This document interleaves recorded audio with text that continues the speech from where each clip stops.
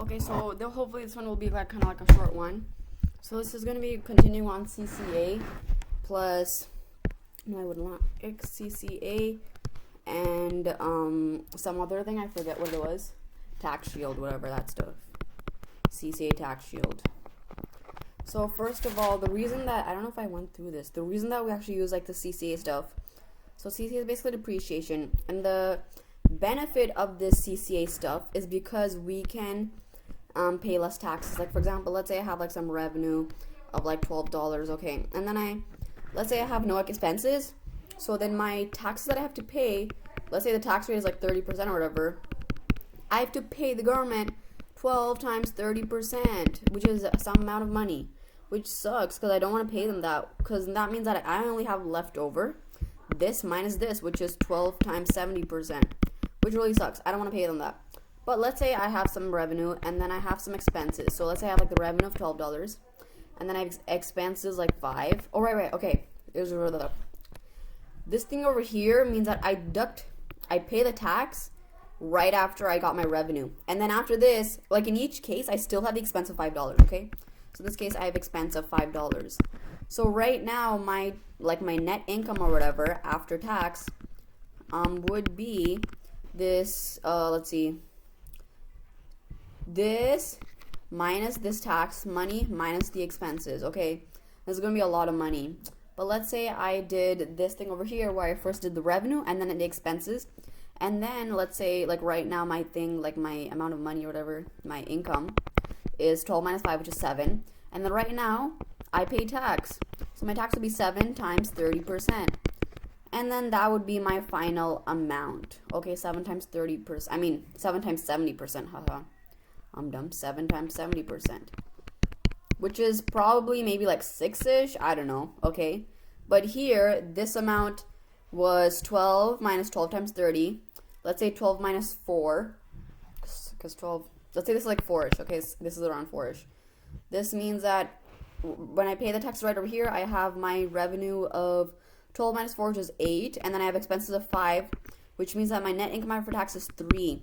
Whereas here, my net income after tax is 6. Why is this? Because the expenses that I had made the tax amount that I have to pay less. Like here I have to pay taxes on $12. Here I have to pay taxes on $7. So basically, this is CCA. CCA means, so this expense over here is a, what is it called? Expenses that are tax deductible. So like deductible for taxes. So basically the government's like, yo, like if you want, you can, list all the expenses before your net income, so you only have to pay tax on this amount. I mean on this amount, not on the whole revenue thingy. Or like whatever. So that's basically the gist of this. And CCA is one of those taxes that are, CCA is a expense that is tax deductible, which is really great because, I don't want to pay taxes, right? Taxes suck. So basically, what this means is CCA is good. That's, I think, let's see what I went through here. CCA deduction, like the deduction, and like, so basically, if I have like some kind of equipment, whatever, right? And wait, hold on a second. Why would I pay taxes on equipment? What? Hold on a second. This is a bit confusing. Let me just go through this again. Okay, no, we'll just go through the other stuff and then we'll come back to this, okay? Depreciation for tax purposes. I think it's literally just depreciation. I don't think it has anything to do with, sure it has to do with the equipment. Like, the equipment on depreciation stuff. But I don't, depreciation. So first of all, CCA is depreciation. And then another thing, you can also list this as tax deductible stuff. Wait, when you do net income, you have to subtract the depreciation expense, right?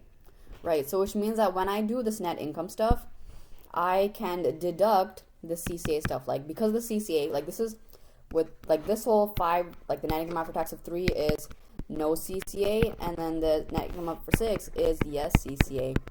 So CCA is good, okay, and CCA makes our income higher. So basically, there's this thing called a Cca Tax Shield, and that thing is basically like, yo, how much do I save on taxes? Like in this case, I saved $3, which is 6 minus 3 tax shield. So how much I save on taxes due to this CCA stuff, due to this, to CCA depreciation, all that. I mean, CCA is a depreciation, whatever, CCA stuff. Okay, so that is literally the gist of the CCA tax shield. Okay, cool. Let us see. So the thing we were talking about before, where the, okay, so let's say that, okay, we're gonna go through like a quick example, okay, like just an example of how we list something. I buy a machine, okay, for, this is me, okay, and then I buy the machine for $1,000 machine. Okay, so I have this like $1,000 machine. It looks like this, okay, and then let's say, like 2 years later or whatever, 0.8, how, 10 times 0. Let's say 2 years later, okay, 2 years later, I sell it, and I sell it at $800, like, in that time, okay, none of this present value stuff. Right now, I buy it for 1,000, so minus 1,000. Later on, 2 years later, I sell it for $800. Yay, $800 is what I get. So what we have to do, right, we're gonna use the same, this is a CCA deduction thingy, okay? So basically, when I pay taxes on this and all that stuff, I don't have to pay the taxes for a large amount of money, yay. But plus, CCA is also depreciation, so we can calculate the carrying amount as a cost minus accumulated CCA deductions.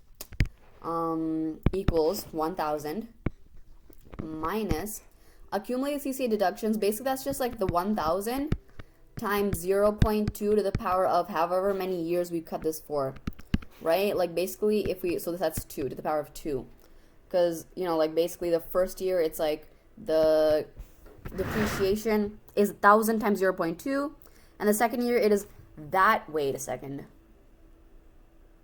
No, see, the thing is, this is correct for some reason. Oh, never mind, it's not right. My bad. I was wrong. Whatever, the number's off, but basically, we can calculate the carrying amount some way. 1 minus 0.2 to the power of n is the carrying amount, which is also in here. Remember, we have to use the word undepreciated cost of capital, capital cost, yes, UCC, equals 1,000 times 1 minus 0.2 to the power of n. Why is this? I mean, to the power of 2. Why is this? Because of some reason. Whatever, it's just math stuff, okay? I'm not going to go through the math right now. I don't think it's that important. Okay, and let's just say that this number is equal to 750. Okay, so basically that's saying that the current carrying amount, the current undepreciated cost of capital thing is 750, and then I sell it for $800. And then remember, this is in the 2 years, this is in the 2 years, and this is in terms of like the 0th year, okay? So basically, right now, I had this entire like box, okay, like this entire like whole bunch of, I don't know, whole bunch of stuff that I have, and I have like a whole bunch of machines in there. I have like a spoon, maybe. That doesn't, oh, whatever, it's a mic, let's say it's a mic. And then I have like this machine guy, and then I have like a little baby machine, whatever, it looks like, it looks a bit different, whatever. Anyway, so I have to take this thing out of my little bunch of stuff, right? So basically, when I bought the stuff, I did it at $1,000. I was like, okay, great, we have something that's worth $1,000 going into this, yay, super duper. But it's like, when you take it out, what is the value of it? Because 1,000, well, you definitely cannot take it out for 1,000, because 1,000 is the 0th year. That's like so dumb. That's like the time value of money, bro. Like, have I not taught you anything? Another thing, wait, actually, hold up, I'm dumb, because you can't take it out for $1,000. Yikes. Anyway, so, sorry, that was not dumb. So 1,000th year, that's one guy. Okay, you can take it out for 1,000 years. I mean, for $1,000. Or you can take it out for $100, or we have this new number, which is 750 from here. So now we're like, we have 3 numbers, bro. What do we use? And so this is the money that I sold for, bought for, and then undepreciated cost of capital. Cool. So basically, I'm like, yo, how much do I record this as? Basically, the rule is I have to record it as the less of original price, and selling price. So the selling price is the net realizable value. So the net realizable value is basically like, how much money do I actually get? So if you ever see the word realizable, okay, anywhere, it means dollars. Like, how much dollar bills do I get, okay? So basically, like, for example, if I have, like, a stock or whatever, and then, like, right, let's say I own a stock, whatever, and right now the value of it is, like, $1, and then, like, the next year, it goes up to, like, $2, but I haven't really sold it, maybe because I'm hoping that'll go even, like, higher, maybe, like, $3, whatever, the next year. This is an unrealized gain because I have not gotten the money for it. But if I had sold it, like, this would have been like an unrealized holding gain because I'm holding the stock and that's the value of my holding stuff. But if I sold it, then I actually get that money. I actually get like the $2, which, I mean, I get $2, but then I also spent like $1 here, whatever. 2 minus 1 equals 1. Forget the time value of money stuff. I don't know if that stuff applies here. Probably does, whatever. Anyway, $1. Yikes, what the hell happened? $1 would be my realized holding gain. So basically, we have to use the less of the original price and selling price. Selling price is also realizable value. Okay, realizable value, remember how much money. This is the money. $800 sold for. This guy like paid me like 800 $1 bills. We don't have $1 bills, whatever. Let's say he paid me like 800 loonies. So either this thing or I use this thing. This, in this case, the 800 is lower, so I use that. Nice. So when I take it out, I have to be like, minus 800 of value went out. What the hell happened? Okay, cool. What's the other thing? Right. But let's say that I actually sold it for $1,200. Okay, so basically it's like, yo, I got so much money, yay, because I only bought it for $1,000, but I'm selling it for $1,200. So in this case, what is the less of the original price and selling price? Well, original price was 1,000, selling price is 1,200, so we have to use it as 1,000. So, oh my god, $1,000 worth of equipment goes out of our little box of stuff. Whatever. And then you're like, yo, what about this extra $200? Well, that's just a gain. That's just a 2,000. That's just it's a 200. That's just a capital gain. And this capital gain is, remember, taxed under the capital gain rule because, you know, it's like a gain. So it's like a thing that adds to net income, right? And since it adds net income has to be taxed. This thing has to be taxed. But anyway, that's not that important, basically. But anyway, it's like basically just like, you can never take the thing out for more than it was worth. Like, if I remember how I bought it for like $1,000, and then in the first case when it was like I sold it for like a lower amount, I took it out at 800. I can never take the thing out at 1,200 because that would mean that my value of stuff is lower. So, like, basically, we don't want to, I don't even know why. See, the reason that we do this, like, $200 as a gain is because we don't want, like, if I was, Jesus Christ. See, here's what I don't get. If I'm selling it for $800, why do I have to do it as minus $800? Why can't I just do, like, you know, minus $1,000 always, and then just recognize the $200 as a loss? That's what I'm wondering, you know?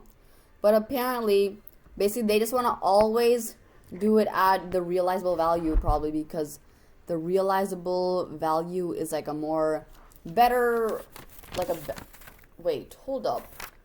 Right, yeah, because okay, so basically we always want to do it at like the current fair value, the current price.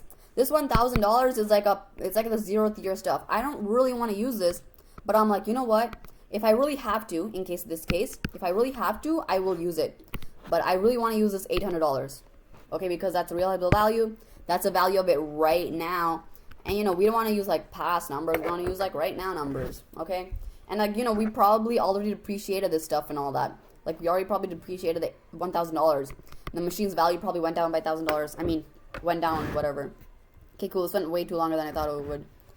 But, yeah, that's basically Cca and stuff. And then we're going to do the tax shield formula next, which will be really short.